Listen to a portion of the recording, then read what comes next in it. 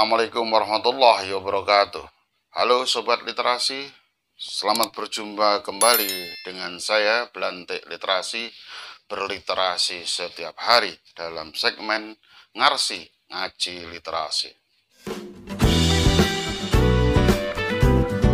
Kali ini saya ingin menyampaikan materi Writing is Selling. Menulis itu menjual. Sobat Literasi, everybody lives by selling something. Demikian ungkapan Robert Louis Stevenson, seorang novelis, penyair, esais, dan penulis perjalanan Skotlandia. Penulis yang sangat inspiratif itu menegaskan bahwa setiap orang hidup itu memang hidup dengan menjual sesuatu. Something atau sesuatu di sini tentu bisa diisi dengan apapun yang bisa ditransaksikan, yang bisa dijual dalam hitungan nominal dan non-nominal. Saking luasnya makna something itu, sesuatu itu bisa diganti sebarang kata benda yang produktif. Dan ia jelas dilakukan oleh setiap orang yang masih hidup. Ya, setiap orang tanpa kecuali bisa menjual sesuatu dalam hidup ini. Baik itu gagasan, produk, jasa, keterampilan, talenta, atau kesempatan. Semuanya bisa ditransaksikan. Nah, menjual kepada siapa? Tentu kepada calon konsumen dari apa yang dijual. Ada transaksi antara penjual dan pembeli atas sesuatu itu. Dan akhirnya akan terjadi penjualan, penundaan, atau penolakan. Nah, menulis hakikatnya juga menjual suatu gagasan dengan mendeskripsikan, menarasikan, memaparkan, atau mengargumentasikannya. Tujuan utamanya untuk meyakinkan pembaca agar menerima gagasan itu. Penulis menjual, kemudian pembaca membelinya. Jika diterima, gagasan itu laku, laris, dan jika ditolak, gagasan itu berarti layu. Dalam sejarahnya, kita juga bisa menilai bahwa Stevenson adalah penjual karya yang luar biasa. Pengaruhnya dalam dunia sastra begitu luas dan abadi. Sebagian pengagumnya para pemenang hadiah Nobel sastra. Di antaranya George Louis Borges, Ernest Hemingway dari Amerika itu, dan Rudyard Kipling. Belum lagi para pecinta sastra yang tersebar, bertebaran di seluruh dunia. Maksudnya, ibaratnya barang dagangannya dari Stevenson itu telah dibeli oleh begitu banyak orang. Begitu banyak orang yang mengaku atau merasa menjadi murid-murid dari Stevenson. Tentu saja, siapapun boleh meneladani Stevenson. Ungkapan tersebut diucapkan karena dia telah menjalaninya, telah menghayatinya, dia telah menunjukkan keteladanan.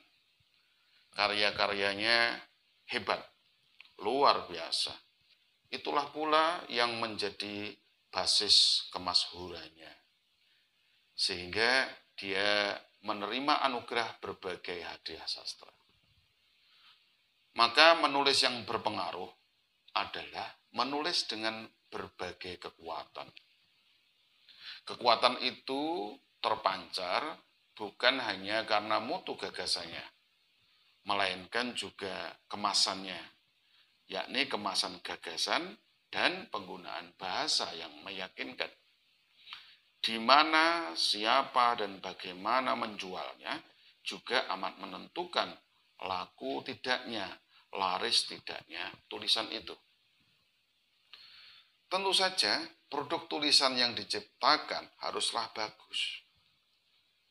Jangan asal-asalan. Produk itu sangat penting. Ya, product is the king. Inilah modal awal bagi keterjualan sebuah tulisan.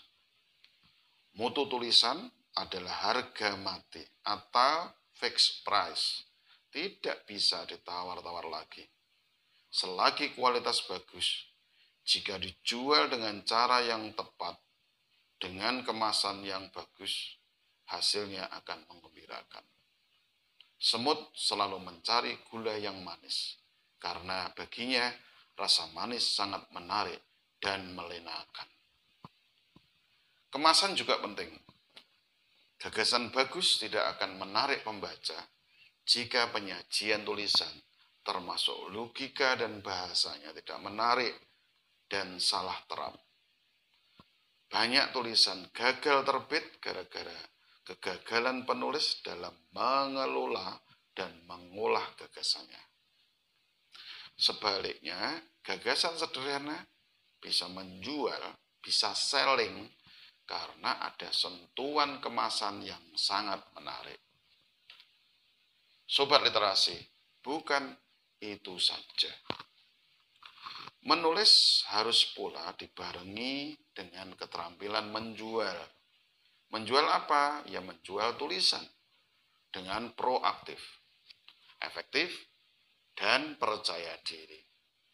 Banyak sekali media di sana, tempat menjual tulisan. Di antaranya ada website, ada blog, ada medsos, Instagram dan kawan-kawannya itu.